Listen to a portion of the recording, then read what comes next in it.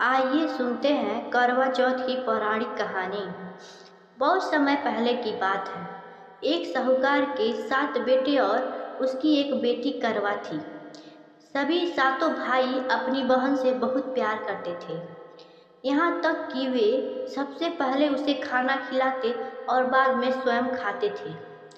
एक बार उसकी बहन ससुराल से मायके आई हुई थी। शाम को जब भाई अपना व्यापार व्यवसाय बंद कर घर आए तो देखा उनकी बहन बहुत व्याकुल थी। सभी भाई खाना खाने बैठे और अपनी बहन से भी खाने का आग्रह करने लगे, लेकिन बहन ने बताया कि उसका आज करवा चौथ का निर्जल व्रत है और वह खाना सिर्फ चांद को देखकर उसे अर्घ देकर ही खा सकती है।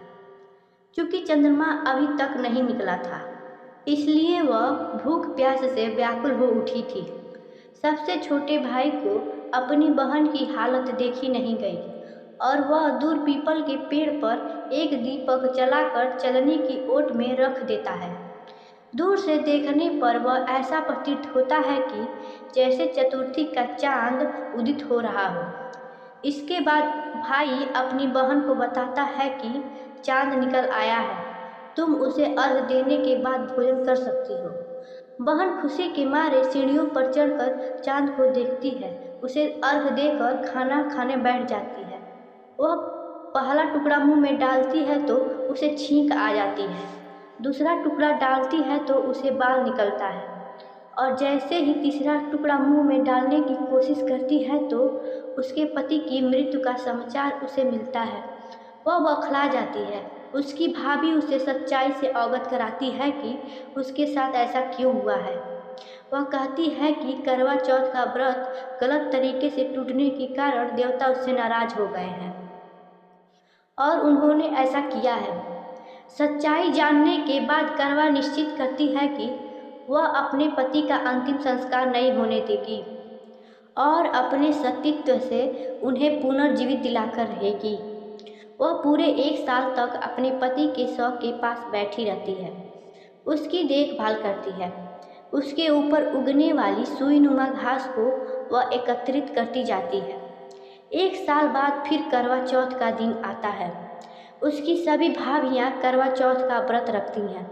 जब सभी भाभियाँ उससे आशीर्वाद लेने आती हैं तो वह प्रत्येक भाभी से यम सुई ले लो, पे सुई दे दो, मुझे भी अपनी जैसी सुहागिन बना दो, ऐसा कह आग्रह करती है।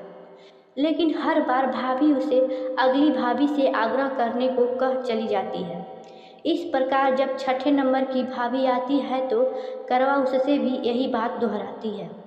6ठी वाली भाभी उससे बताती है कि तुम्हारे सबसे छोटे भाई की वजह से तुम्हारा व्रत टूटा था, अतः उसकी पत्नी में ही शक्ति है कि वह तुम्हारे पति को दोबारा जीवित कर सकती है। इसलिए जब वह आए तो तुम उसे पकड़ लेना और जब तक वह तुम्हारे पति को जिंदा न कर दे तब तक उसे छोड़ना नहीं। ऐसा कहकर वह चली जाती है। सबसे अंत में छोटी भाभी आती है। करवा उनसे भी सुहागिन बनने का आग्रह करती है, लेकिन वह टाल मटोल करने लगती है। इसे देख करवा उन्हें जोर से पकड़ लेती है और अपने सुहाग को जिंदा करने के लिए कहती है। भाभी उससे छुड़ाने के लिए नोचती है, खसोटती है, लेकिन करवा नहीं छोड़ती है। अंत में उसकी तपस्या को देखकर भाभी पसीज जाती है और अपनी छोटी अंगुली को चीरकर उसमें से अमृत उसके पति के मुंह में डाल देती है। करवा का पति तुरंत श्री गणेश कहता हुआ उठ बैठता है।